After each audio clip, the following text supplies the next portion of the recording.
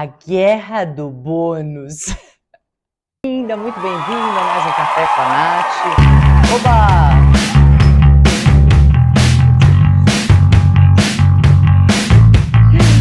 Ai, eu sou um pouco ridícula, mas vamos lá!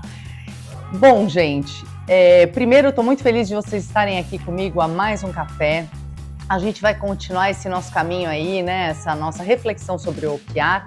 E muitas vezes eu quero que vocês pensem comigo na prática, como é que a gente pode usar um pouco disso no nosso dia a dia. E o que a gente vai falar hoje? A gente vai falar dos 3 maiores problemas do OKR.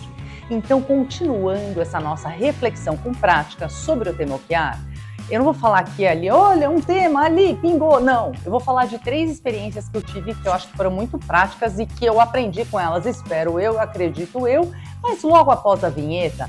Então, antes da vinheta, curta esse vídeo, recomenda, coloca o sininho, muito bem, compartilha com seus amigos. Já pensou compartilhar com 10? Já vai, olha, crescer pra caramba o canal. Então, vamos lá? É isso aí, vinheta.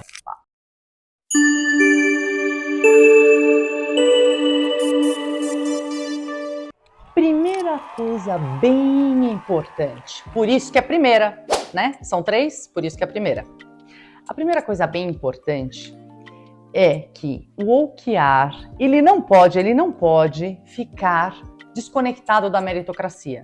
Ou seja, o OKR tem que ter relação direta com a meritocracia. Por quê? Porque senão ele não vale de nada. Vou dar um exemplo aqui. E é muito importante, assim, não só ser como parecer e como as pessoas também reconhecerem, né, isso. Dentro dessa história de OKR, você tem reconhecimentos periódicos, né, então eles são frequentes. Num negócio que eu participei, eu era nova nessa empresa e nesse negócio, eu já comecei, acho que foi o meu 2º dia, participando de uma reunião de reconhecimento. Nessa reunião, uma pessoa do meu time seria reconhecida. Fiquei muito feliz por isso. Eu falei, nossa, já entrei, né, reconhecendo, podendo dar um troféu, um negócio, uma coisa legal. Não foi gol, foi pênalti, foi mal. O que aconteceu? Na verdade, 2 áreas tinham, né, implantado o sistema de OKR de forma bem isolada e isso não foi muito dividido, né, não foi um negócio muito compartilhado. As demais áreas não estavam como a minha que assumi. Então, o que acontece ali? As conversas, elas não bateram muito. Uma pessoa que estava dentro do sistema de OKR ganhou uma premiação, e era uma premiação inclusive física, e a outra, que era da minha equipe, ganhou, não é porque era da minha equipe, podia ser de qualquer equipe, mas ganhou uma premiação bem inferior. Por quê? Porque um estava sob o OKR e a entrega foi a mesma, bateram a meta, alcançaram o objetivo. Então, atingiram não só os key results, como ela também atingiu o objetivo, contribuiu para o atingimento daquele objetivo, daquele sonho. Então, esse tipo de mancada, esse tipo de ruído, a gente deve evitar.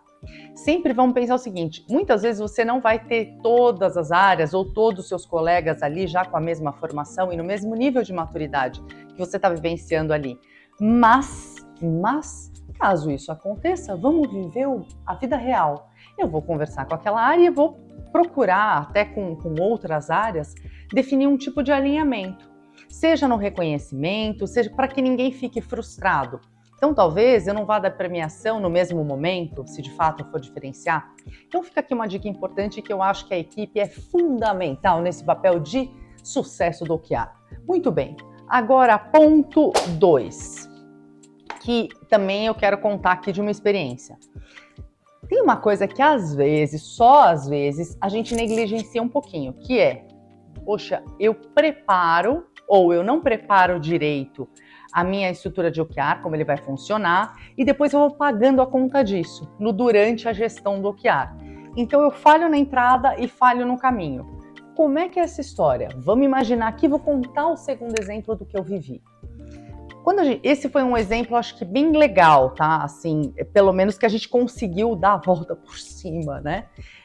A gente montou uma primeira estrutura de sala de guerra para discutir o OKR, mas ela durou um dia e depois as pessoas dispersaram e a gente não conseguiu dar vazão para a continuidade dessa história. O que tivemos que fazer?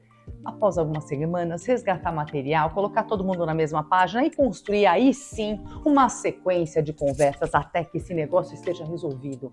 Então, dentro da preparação do planejamento do OKR, é fundamental que você organize quem vão ser os responsáveis, como que vai funcionar as métricas, como que eu vou mensurar isso, qual vai ser o método de acompanhamento, qual é a descrição do acompanhamento, qual é o plano de controle dessa história. Você tem que definir quem vão ser as pessoas que vão ver e que vão acreditar naquele resultado que você está expondo. Então, aquele resultado precisa ser não questionável. Por isso que você vai acompanhando.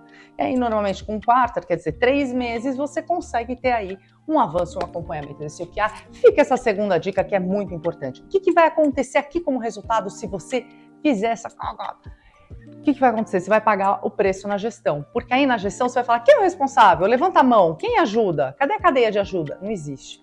Então, o preço é alto. E muitas vezes você vai ter retrabalho. Ponto 3, vamos lá com essa historinha bacana. Vamos lembrar aqui a questão dos objetivos, né? Então, quando a gente pensa no objetivo, a gente até falou aqui nos outros cafés, eles sempre são objetivos que podem não ser número e devem até, porque eles são mais conteúdo qualitativo do que quant, mas os key results, eles precisam ser mensuráveis. Eu preciso ter visão se isso melhorou ou não.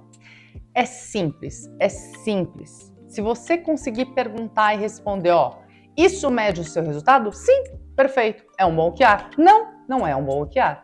Simples assim. Então, o que eu posso contar aqui para você disso?